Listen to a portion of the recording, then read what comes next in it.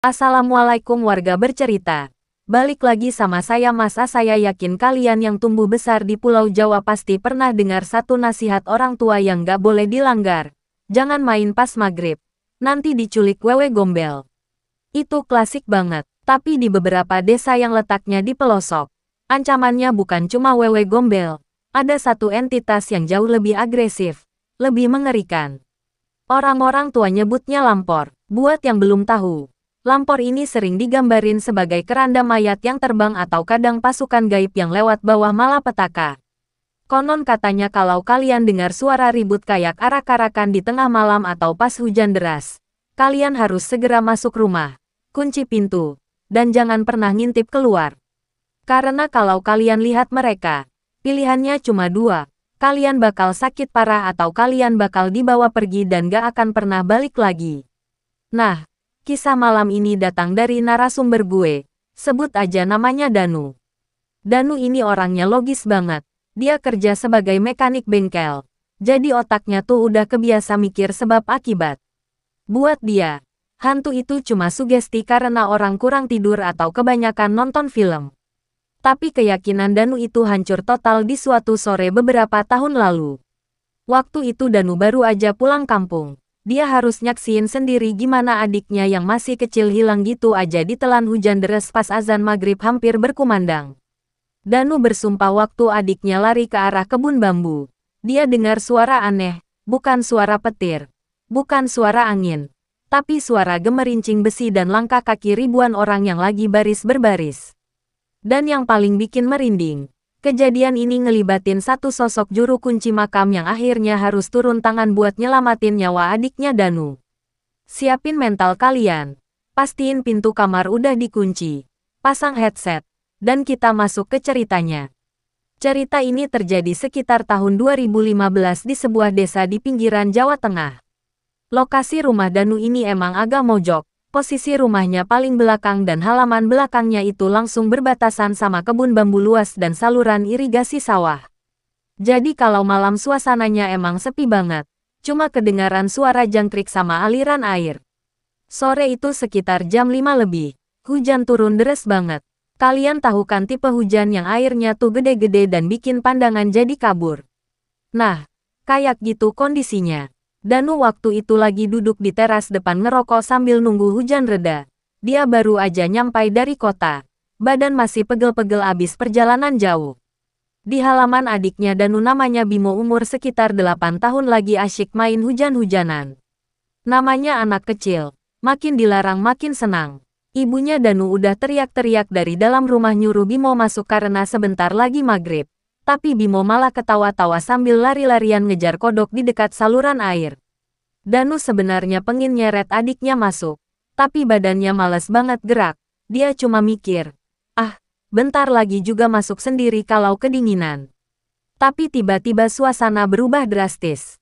Danu sadar ada yang aneh sama warna langit sore itu. Walaupun mendung tebal dan hujan deras, langit di ufuk barat itu warnanya bukan abu-abu gelap, tapi merah tembaga yang nyala banget.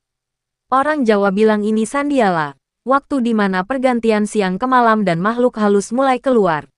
Enggak cuma visualnya yang aneh, Danu mulai dengar suara yang gak wajar. Awalnya dia pikir itu suara gemuruh guntur yang lewat di kejauhan. Tapi lama-lama suaranya makin jelas dan makin dekat, itu bukan suara guntur. Bayangin kalian lagi di pinggir jalan raya pas ada pawai atau karnaval lewat, suaranya riuh, berisik, kayak ada banyak orang lagi ngobrol barengan tapi bahasanya enggak jelas, blar, blar, blar. Suaranya numpuk sama suara hujan. Danu ngerasa bulu kuduk di tengkuknya langsung berdiri tegak. Insting dia bilang ada bahaya. Dia langsung buang rokoknya dan berdiri. Dia lihat ke arah Bimo. Adiknya itu posisinya ada di dekat batas kebun bambu. Anehnya, Bimo udah enggak lari-larian lagi. Anak itu berdiri patung. Kaku banget. Madep lurus ke arah kegelapan rimbunan pohon bambu. Seolah-olah ada sesuatu di dalam sana yang lagi dia perhatiin. Bimo masuk. Danu teriak sekencang-kencangnya. Tapi suaranya kalah sama suara hujan dan suara riuh misterius tadi. Detik berikutnya, Danu lihat pohon-pohon bambu di depan Bimo itu goyang hebat. Bukan goyang karena angin biasa, Tapi kayak ada benda besar yang nabrak dan maksa lewat di antara batang-batang bambu itu. Suara kretek-kretek batang bambu patah kedengaran ngeri banget. Danu langsung lari nerobos hujan mau nyamber adiknya. Tapi dia telak.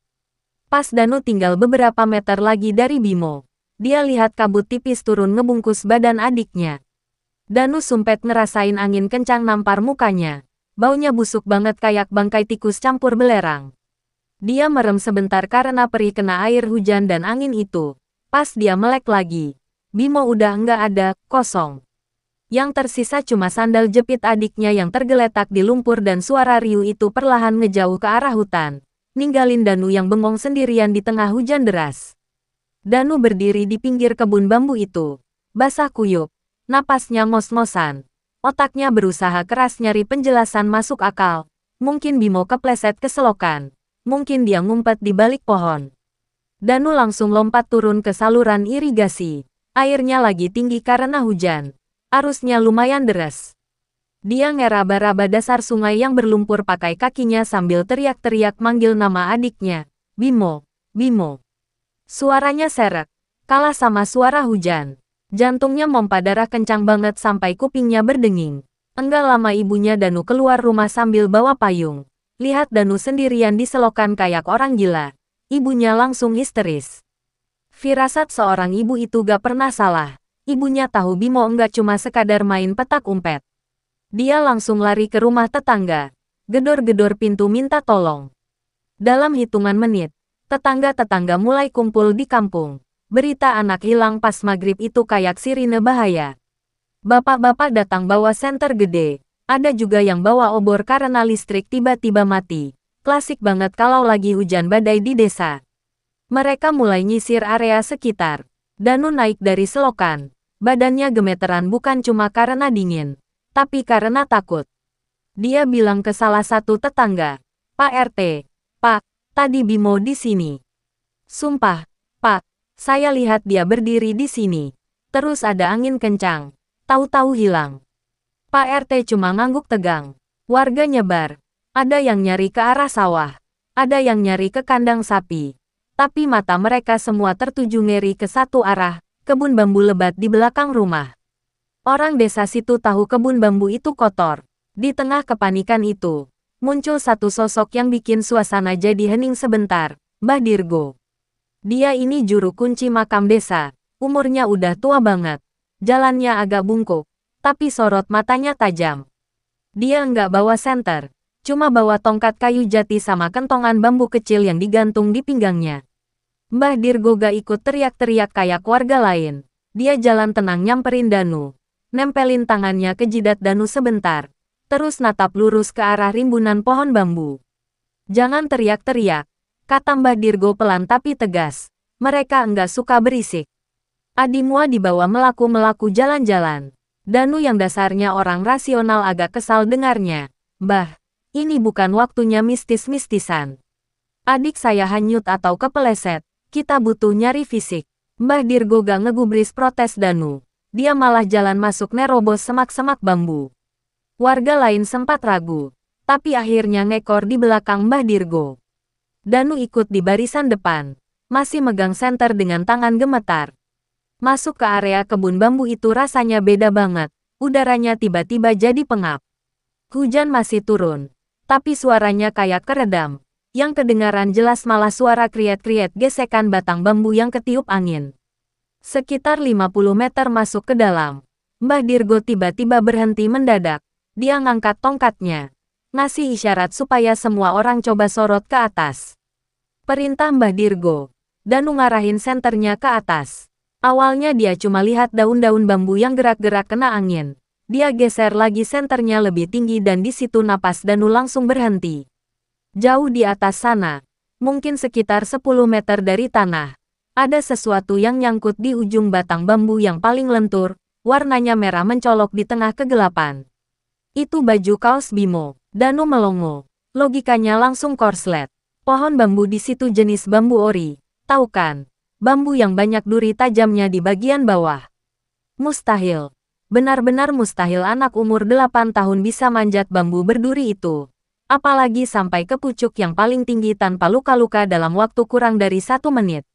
Dan anehnya batang bambu itu enggak melengkung ke bawah. Seolah-olah baju itu ditaruh di sana sama sesuatu yang terbang bukan dipanjat. Ya Allah! Bimo, bapak-bapak warga desa langsung nyebut semua. Ibunya Danu yang ikut nyusul di belakang langsung lemas dan pingsan lihat baju anaknya ngegantung di langit-langit kebun bambu. Mbah Dirgo natap tajam ke sekeliling. Ini bukan wewe gombel, gumamnya. Kalau wewe gombel disembunyiin di bawah di akar, kalau ditaruh di pucuk begini, ini lampor. Pas Mbah Dirgo ngomong gitu, suasana yang tadinya cuma suara hujan tiba-tiba berubah lagi. Danu dengar suara itu lagi, suara yang sama kayak pas dia di teras tadi. Dari kejauhan, dari arah dalam hutan yang lebih gelap, kedengaran suara gemerincing besi beradu, tring, tring, tring. Disusul suara derap langkah kaki yang berat dan banyak. Kali ini suaranya lebih jelas, lebih dekat, dan lebih marah. Baunya juga balik lagi. Bau anyir daging busuk yang bikin perut mual nyebar ke bawah angin. Bikin warga pada tutup hidung mau muntah. Mbah Dirgo langsung melepas kentongan dari pinggangnya. Mukanya tegang banget. Semuanya mundur, ujarnya.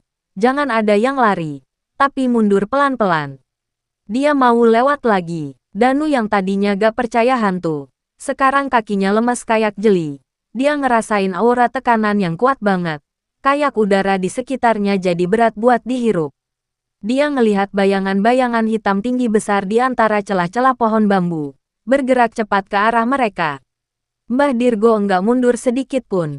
Di tengah kepanikan warga yang udah mau lari, orang tua itu malah mulai memukul kentongan bambunya.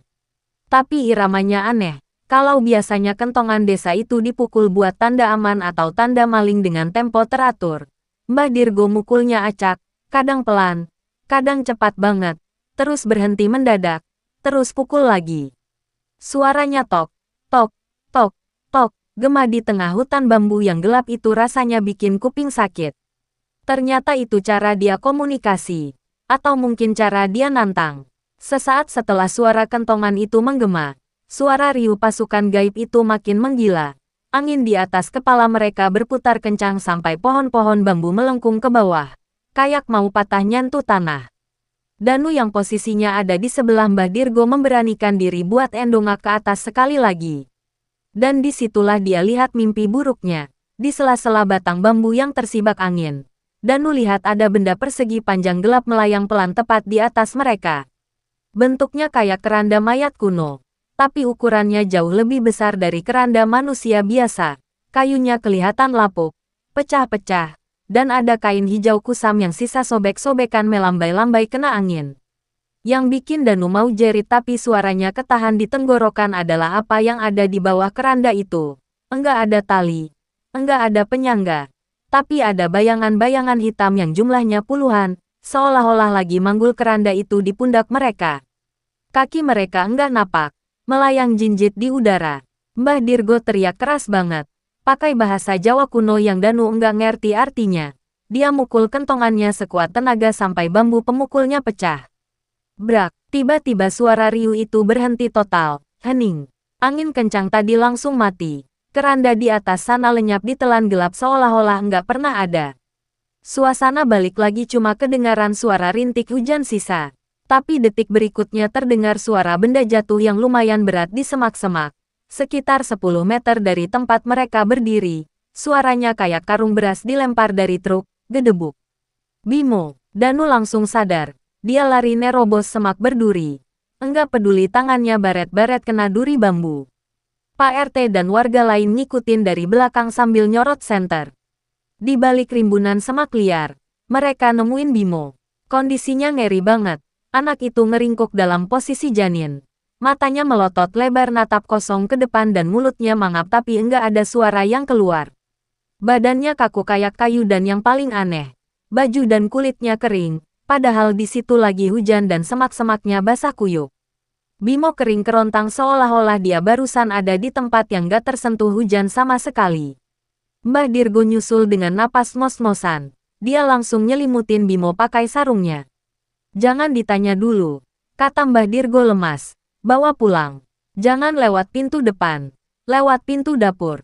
Malam itu enggak ada satu warga yang berani pulang ke rumah masing-masing sendirian. Mereka milih begadang di rumah Danu sampai matahari terbit. Takut kalau rombongan tadi balik lagi buat nuntut hak mereka. Setelah kejadian itu, Bimo sakit parah selama seminggu. Badannya panas tinggi sampai ngigau-ngigau enggak jelas. Danu cerita, tiap kali Bimo ngigau, dia selalu nyebut kata, pasukan, dan kereta kencana. Terima kasih yang sudah menonton. Semoga kalian semua dalam keadaan sehat selalu.